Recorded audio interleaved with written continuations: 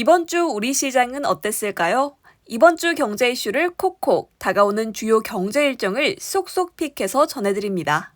안녕하세요. 주간 경제픽 진행을 맡은 이수연입니다. 2026년 7월 넷째 주 주간 경제픽 시작합니다. 이번 주는 국민적 관심이 쏠려 있는 부동산 정책에 관한 국민 대토론회가 있었죠.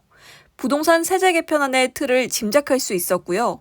이어 미국 트럼프 행정부의 강제노동 관세가 확정되면서 다시 한번 관세 협정의 기로에 서게 됐습니다. 이번 주 키워드 보시죠. 먼저 첫 번째 키워드 부동산 정책 국민 대토론회입니다.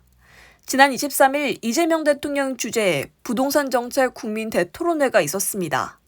주택 공급과 금융, 세제 등 부동산 정책 전반에 대한 국민들의 의견을 직접 듣는 자리였는데요.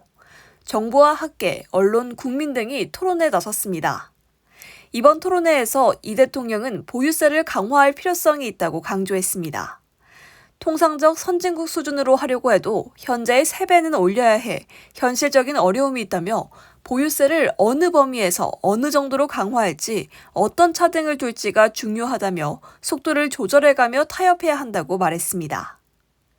참석자들의 의견 중 양도세를 매길 때 보유세 증가분은 삭감해주는 것이 어떤가, 1가구 1주택자에 대한 양도세 감면을 생애 1회로 제한해야 한다, 지방의 DSR은 조금 배제해줬으면 좋겠다 등의 의견이 있었는데요.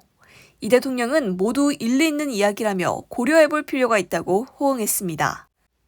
이날 토론회에 이어 오는 27일 오후 4시 한성숙 총리 주재의 부동산 정책 국민 대토론회가 다시 한번 개최됩니다.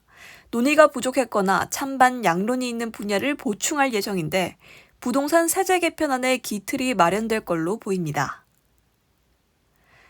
이어서 두 번째 키워드는 미국의 강제노동 관세 확정입니다. 도널드 트럼프 미 행정부가 현지 시간 23일 무역법 301조에 근거한 강제노동 관세를 60개국에 부과했습니다. 우리나라는 일본, 스위스와 함께 12.5%의 관세가 적용됐습니다. 이는 지난 2월 상호 관세가 위법 판결을 받자 무역법 122조를 근거로 10% 글로벌 관세를 도입하고 글로벌 관세 역시 만료돼 새로운 관세를 내놓은 것으로 보입니다.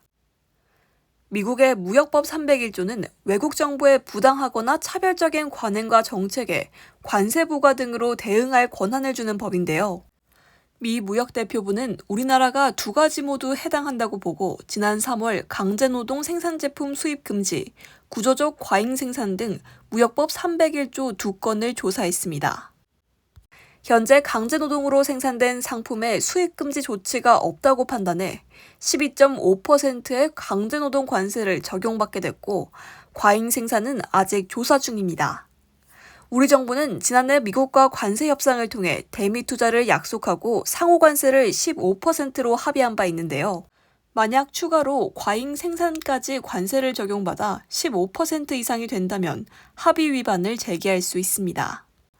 하지만 일각에서는 15%라는 숫자보다 비슷한 위치의 일본의 관세에 비해 분리해서는 안 된다고 바라보고 있습니다. 다가오는 경제 일정도 전해드립니다. 29일에는 미국의 원유 재고가 발표되고요.